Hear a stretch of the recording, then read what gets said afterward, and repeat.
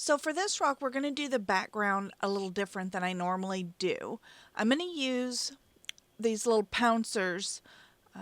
I think they're used for stencils, to pounce the paint into a stencil.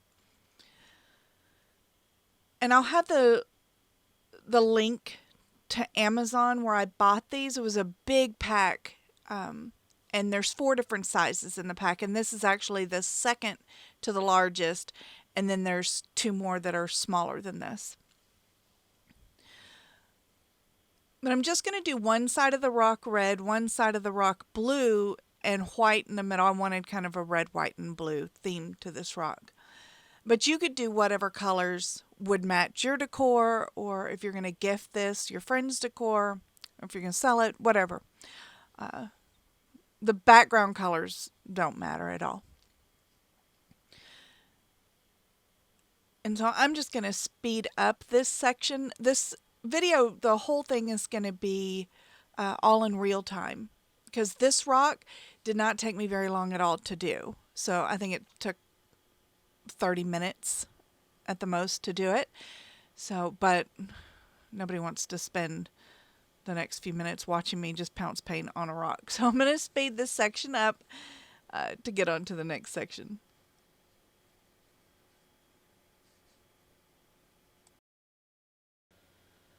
So for my background, I didn't want it to be solid. So I didn't mind seeing the kind of the texture of the pouncer. The kind of makes these round marks until you get enough paint on there. I wanted a thin coat of paint, and I wanted to be able to see that texture as opposed to it just looking like a solid blue and a solid red. I did add a little bit of orange to the red just to warm it up a little bit.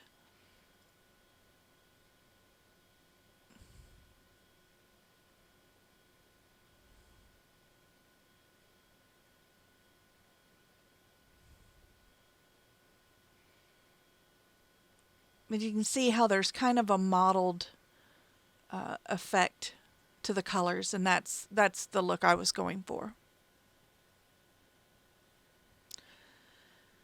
So now I'm just taking some black. This is Mars Black. And I'm going to draw out my tree. And I want my tree to kind of lean over, and then the branches are going to go over more towards the left-hand side. So I'm going to have the tree start on the left, bend over to the right, and then my branches go back over towards the left.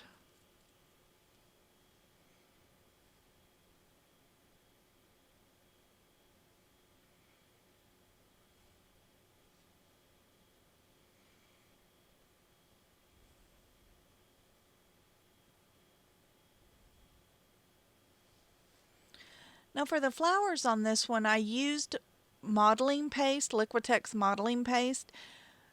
If you don't have that or don't want to go out and buy modeling paste just for one rock, you can just paint the flowers on. They're just a very basic 4-petal flower, so you could just use paint if you wanted to. I used the modeling paste because I wanted the texture on the rock. And this was my very first time ever using modeling paste in this fashion. And so I practiced a little bit before I did the rock, but it's fairly easy. On this rock, I used a paintbrush to apply the modeling paste. For my Patreon subscribers, I show you how to do it with a palette knife. But both methods worked fine.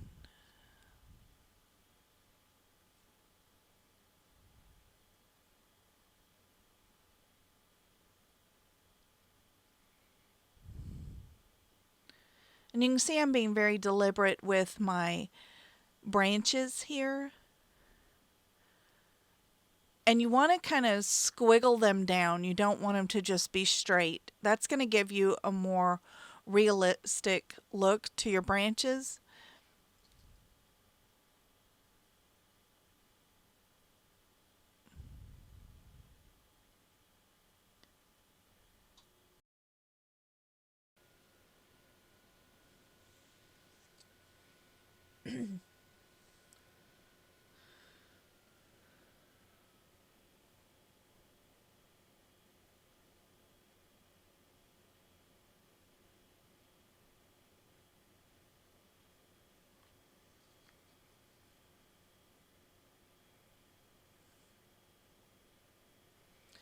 So now I'm mixing up this is burnt sienna and white, and I'm going to use this as a highlight on the branches.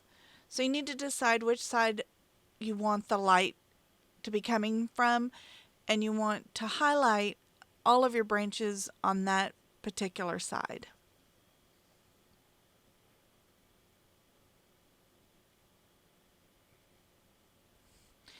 And you don't have to highlight the whole branch. You can just highlight sections of it. So it's kind of like it breaks down the branch.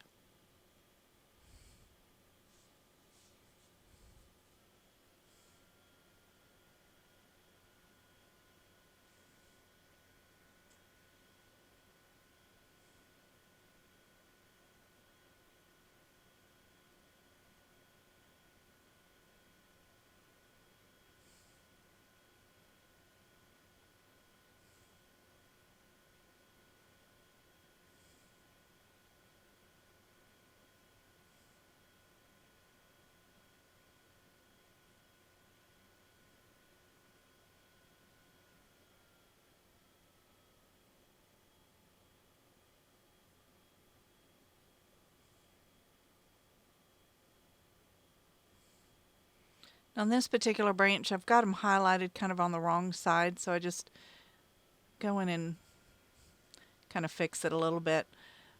I don't think a lot of it's going to matter once the flowers go on there, because on this particular rock, the flowers are kind of dense. So really, the fact that I've got it kind of, the highlight on that one particular branch is a little screwed up. I don't think it's going to matter too much.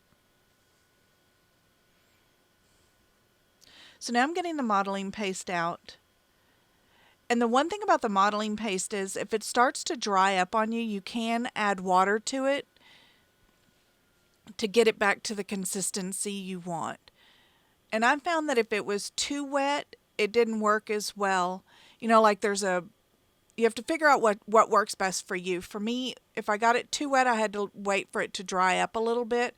But then if it got too dry, it was hard to manipulate it with the paintbrush. So you see, I'm just kind of dabbing these on with the paintbrush in kind of a thick glob, just dabbing them onto in a 4-petal pattern.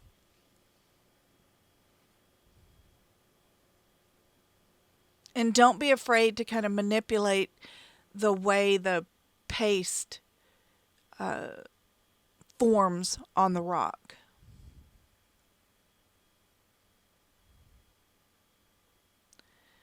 For this I started with the bigger flowers and then worked down to the smaller buds. But you want kind of just a random pattern of large to small flowers.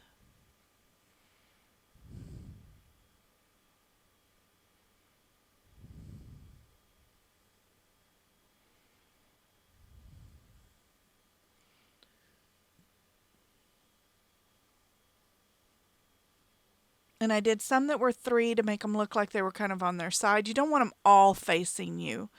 So you want to make sure you have some variety.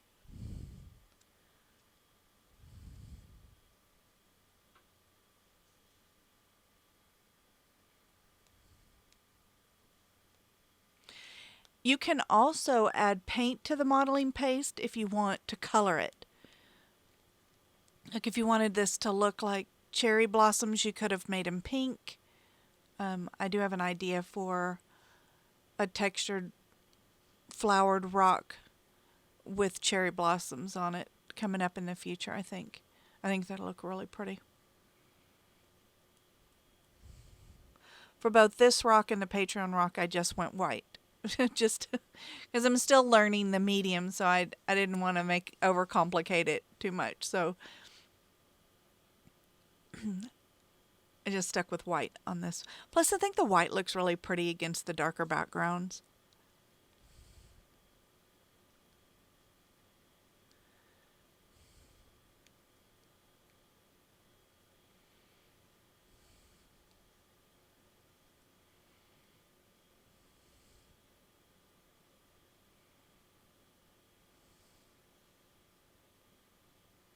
And for me, I wanted a lot of flowers, but I didn't want to lose all of my branches. So I left some spacing between the flower petals, the flowers themselves.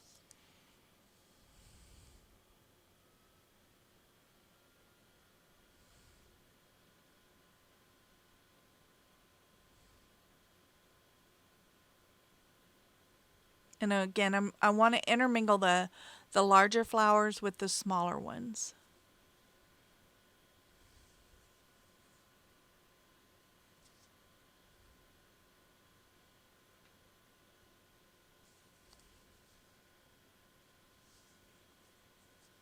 And I did stick to buds for when I got to the end of the branches. I just did buds at the end.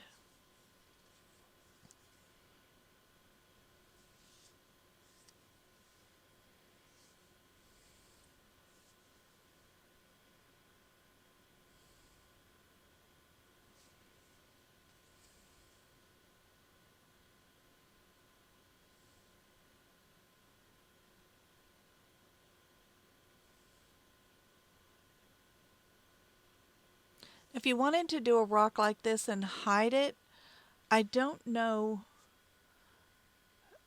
if modeling paste is toxic to birds. That's something I would investigate further before hiding one of these rocks out in nature. Um, you would never want to do anything because birds, I have one, so I know that they're very attracted to things that are textured or shiny, sparkly, glittery, anything like that. They're very attracted to, and they want to chew on it. Like my bird in particular likes to go after my jewelry, like my wedding ring and stuff. She always wants to try to get the stone out. So you have to be very careful about attaching anything to your rocks to put out in nature, because you don't want to do anything that's going to harm the wildlife.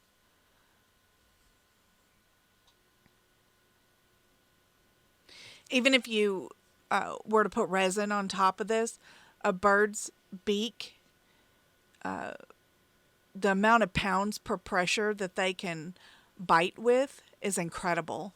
So they can bite through resin and take off like beads or flat back crystals or things like that. So you want to be real mindful of that before attaching anything like that to your rocks, if you're going to hide them.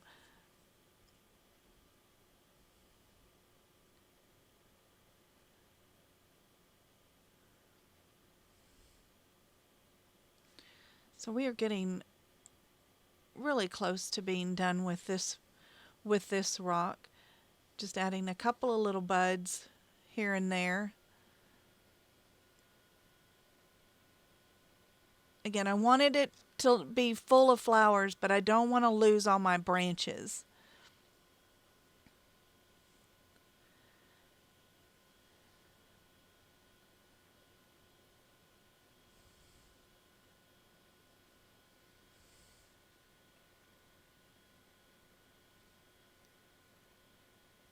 Now I'm going in with just some yellow ochre.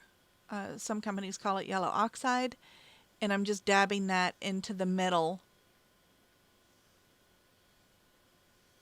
of each of the flowers that are open.